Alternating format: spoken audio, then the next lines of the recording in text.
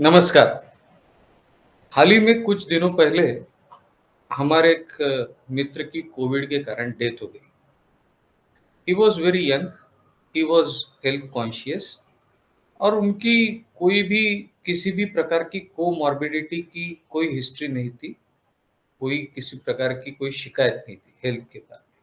जैसा मैंने अभी कहा वो हेल्थ कॉन्शियस थे, उम्र कम थी, he was below 40 but unfortunately Covid के कारण डेथ हो गई। डेथ इर्रिपेरेबल, इरिवर्सिबल लॉस है। लेकिन एक और दूसरा लॉस जो देखने मिला, वो ये है कि दरअसल उनका होम लोन एक लगभग 50 लाख का आउटस्टैंडिंग है, 50 लैक्स का।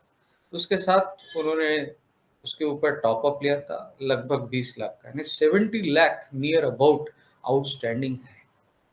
दुर्भाग्यवश उन्होंने टर्म इंश्योरेंस को परचेज़ नहीं किया। उनकी जो 2 लाइफ एंडोमेंट पॉलिसी थी, उसका टोटल कवरेज मात्र 5 लाख तक है। तो जो फाइनेंशियल लायबिलिटी, फाइनेंशियल रिस्पॉन्सिबिलिटी है, उसको अगर हम कंपेयर करते 70 लैक्स की इस 5 लाख के नॉर्मल एंडोमेंट पॉलिसी के साथ, तो वो नेग्लिजिबल है।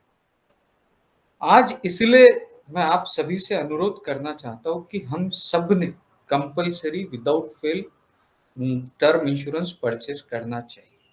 जो ये हमारे मित्र थे, ऐसा नहीं कि उनको पता नहीं था टर्म इंश्योरेंस के बारे में, उनको पता था। वो सोच रहे थे उसको लेना, लेकिन किसी कारणवश वो डिसीजन पोस्टपोन होते-होते आज ये दुर्घटना उनके साथ हो गई। जो व्यक्ति चला गया, वो वापस नहीं आ सकता, लेकिन कम से कम जो फैमिली है, वाइफ, उनके चिल्ड्रन, उसके साथ-साथ पेरेंट्स, उनके लिए जो फाइनेंशियल लॉस भी है, क्योंकि जो डेथ का लॉस है वो इर्रिपेरेबल, इरिवर्सिबल लॉस है, उसको रिप्लेस भी नहीं किया जा सकता किसी भी कारणवश। लेकिन एट लीस्ट फाइनेंशियली अगर वहाँ पे वो लॉस नहीं हो और फाइनेंशियली एट लीस्ट वो स्टेबिलिटी बरकरार रहे, तो कम से कम एक उस परिस्थिति को हम कम से कम उस परिस्थिति को बनाए रख सकते, फाइनेंशियल परिस्थिति को। अदरवाइज़ जब ये फाइनेंशियल लॉस उसके साथ ऐड हो जाता है, तो एक एक एक एक इतना पैथेटिक पिक्चर वहाँ पे क्लियर होता है और इसलिए आज मेरा सबसे अनुरोध है इस वीडियो के माध्यम से कि आपने अगर अभी तक टर्म इंश्योरेंस परचेज़ नहीं किया हो, तो विदाउट फेल, विदाउट डिले आप उसको परचेज़ कीजिए।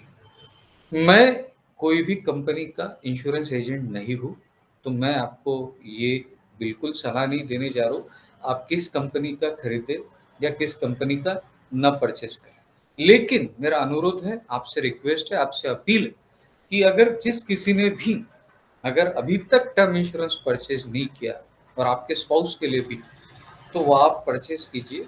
हाँ, एक सलाह ज़रूर मैं आपको दे सकता हूँ कि टर्म इंश्योरेंस में कुछ पैरामीटर्स है, उस पैरामीटर्स को मद्देनज़र रखकर हमने टर्म इंश्योरेंस को परचेज़ करना चाहिए और उसकी इन्फॉर्मेशन अवेलेबल है। एक एक और सजेशन उसमें ये है कि जितने भी प्रोडक्ट्स हैं उसमें काफ़ी लुभावने तरीके से उसको और ऐड ऑन किया जाता है, उसकी ज़रूरत नहीं होती। अगर आपने प्लेन टर्म इंश्योरेंस परचेज़ किया, वो आपकी ज़रूरत के हिसाब से, आपकी फ़ाइनेंशियल पोज़ीशन के हिसाब से आपने ज़रूर करना चाहिए। जितना बेसिक आप करोगे उतना अच्छा, क्योंकि term insurance is a life insurance और insurance is never a saving instrument. तो आप वो लुभावने प्रोडक्ट्स की तरफ न जाते हुए कोई भी कंपनी का उन बेसिक पैरामीटर्स के तहत आप टर्म इंश्योरेंस परचेज़ कीजिए।